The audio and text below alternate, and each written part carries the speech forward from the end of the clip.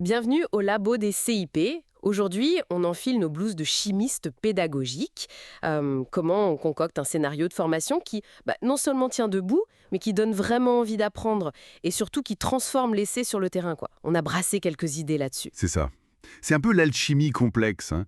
Transformer, disons, le plomb de l'information brute en or de la compétence. Une compétence acquise et surtout utilisée après. L'objectif, c'est que ça infuse, que ça sert vraiment concrètement. Exactement. Pas juste une formation Kleenex qu'on oublie dès qu'on a passé la porte. Alors comment on s'y prend pour éviter l'effet un peu somnifère et viser plutôt l'électrochoc, enfin un électrochoc gentil, hein. Ah ah, oui, un électrochoc stimulant. C'est parti, on décortique ça. Alors, point de départ incontournable, j'imagine. Savoir où l'on va, les fameux objectifs. Il paraît qu'il y a plusieurs étages à cette fusée. C'est ça. Absolument. On peut voir ça comme 4 étages, oui. Et il faut que tout se communique bien entre eux. Tout en haut, tu as l'objectif stratégique. C'est la grande vision pour la personne qu'on accompagne, son épanouissement, sa progression sur le long terme, le pourquoi global en fait. Juste en dessous, on a l'opérationnel.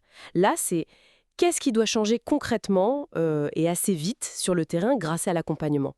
Ça doit être mesurable. Par exemple, décrocher 3 entretiens d'embauche dans le mois qui suit. Ah oui, concret. Très concret. Ensuite, le pédagogique global. Ça, c'est la compétence clé qu'on veut vraiment installer. C'est le fameux à la fin de l'accompagnement, la personne sera capable de. C'est souvent la promesse qu'on affiche, ce qui attire la personne. D'accord. Et enfin, les pédagogiques partiels.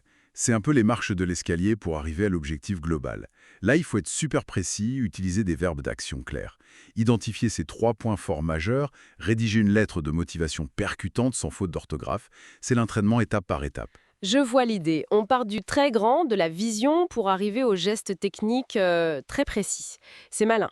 Mais le défi, j'imagine, c'est de s'assurer que toutes ces petites marches mènent bien au sommet qu'on vise, sans qu'on se disperse, surtout quand on a des publics avec des parcours très différents. C'est exactement ça. Et c'est tout l'art du scénario pédagogique. Une fois que les objectifs sont clairs, le scénario, c'est notre fil d'Ariane. Il assure la cohérence, il guide le conseiller, il maintient le cap, mais surtout, il donne le tempo, le rythme. Ah, le tempo. Parlons-en. Parce que on n'est pas des machines, hein. Notre cerveau, il a ses heures de pointe et ses coups de mou, hein. C'est ça, la fameuse chronobiologie. Faut vraiment jongler avec ça. Ah bah oui, et comment? Ignorer notre horloge interne, c'est un peu comme essayer de planter des tulipes en plein mois de décembre. Ça marche moins bien. En gros, le matin, surtout entre 9h30 et 11h30, on est généralement plus vif, plus alerte. C'est le moment idéal pour les apports un peu denses, la théorie. Ok, le prime time du cerveau. Exactement. Et l'après-midi, attention. Après le déjeuner, c'est souvent le creux de la vague, la fameuse fosse postprandiale, comme on dit parfois, entre 14h et 15h. Là, mieux vaut miser sur l'interaction, des activités qui bougent un peu, pour éviter la sieste collective. Ah oui, la lutte contre le coup de barre. C'est ça. Et après 17h, la batterie est souvent plus faible, la tension baisse naturellement. Bon, Concrètement, ça veut dire le matin, on peut y aller sur la théorie un peu pointue ou un exercice de réflexion qui demande de la concentration. Et l'après-midi, on sort l'artillerie légère et dynamique. Jeu de rôle, mise en situation, brainstorming. Tout à fait. Et surtout, on fractionne. Des séquences courtes, genre 45 minutes max, c'est ça, hein, avec des pauses régulières. Et si on fait un exposé, pas plus de 15-20 minutes d'affilée, sinon on perd tout le monde. C'est presque du bon sens, mais c'est tellement essentiel de le rappeler. C'est exactement ça. Du bon sens appliqué. Et pour varier justement, pour maintenir l'éveil, on a toute une palette de méthodes pédagogiques. On a la classique magistrale, l'exposé quoi. C'est efficace pour transmettre vite des infos, mais à petite dose, comme tu disais, pas plus de 20 minutes. La démonstrative, là on montre comment faire, un geste, une manip, utiliser un logiciel très concret, très visuel, Oui, le fameux «je montre, tu fais». c'est ça. Ensuite, l'interrogatif, un peu à la Socrate, on fait accoucher les idées par le questionnement. Ça demande une bonne préparation de la part du conseiller, mais ça active vraiment les méninges des participants. On a aussi la méthode de découverte. On laisse les apprenants trouver par eux-mêmes, résoudre un problème, analyser une situation. C'est souvent ludique et très motivant. Ça doit bien marcher pour l'engagement. Ah oui, et puis il y a la star du moment, la coqueluche de la pédagogie active, la participative. Là, c'est jeu de rôle, étude de cas, débat, brainstorming. L'apprenant est vraiment acteur, il échange, il co-construit son savoir avec les autres. C'est idéal pour ancrer les apprentissages chez les adultes. Bon, Ça demande souvent plus de temps d'animation, c'est vrai. On a donc un vrai couteau suisse pédagogique en fait. L'astuce, c'est de choisir la bonne lame au bon moment en fonction de l'objectif, du public et de l'heure qu'il est. La méthode participative a l'air top pour que ça marque les esprits durablement, même si elle est plus chronophage. Mais une fois que la prestation est terminée, comment on sait si ça a vraiment servi à quelque chose? Au-delà du petit questionnaire de satisfaction avec les smileys? Ah, la grande question de l'évaluation. C'est crucial et ça se pense dès le début, en même temps que les objectifs. Le modèle de Kirkpatrick, même s'il date un peu, reste une référence très utile avec ses 4 niveaux. Niveau 1, la satisfaction. C'est est-ce que ça vous a plu? Le ressenti à chaud. C'est important pour l'ambiance, la motivation, mais ça ne dit pas grand-chose sur l'apprentissage réel. Le j'aime pas, quoi. Voilà.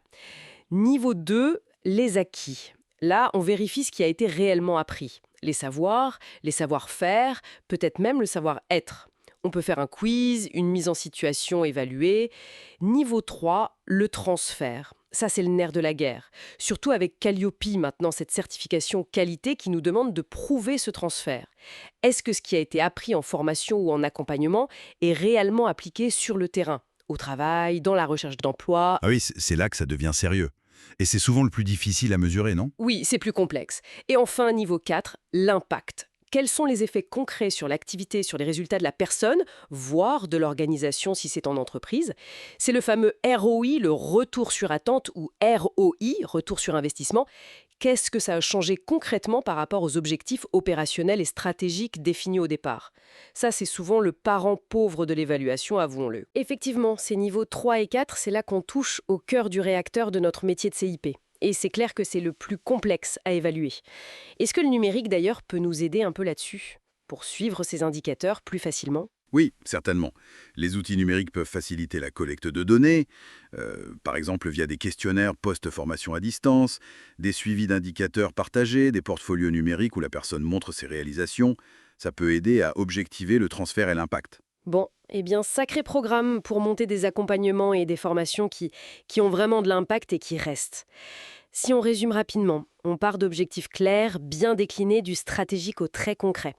Ensuite, un scénario bien ficelé, bien rythmé, qui respecte nos biorhythmes humains. C'est ça. Puis, on varie les méthodes pédagogiques pour stimuler tout le monde et s'adapter.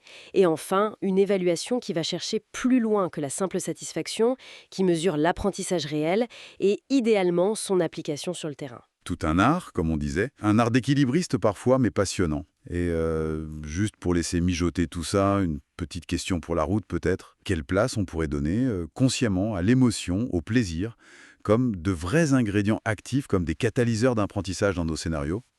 Très bonne question. Le plaisir d'apprendre, l'émotion qui ancre le souvenir.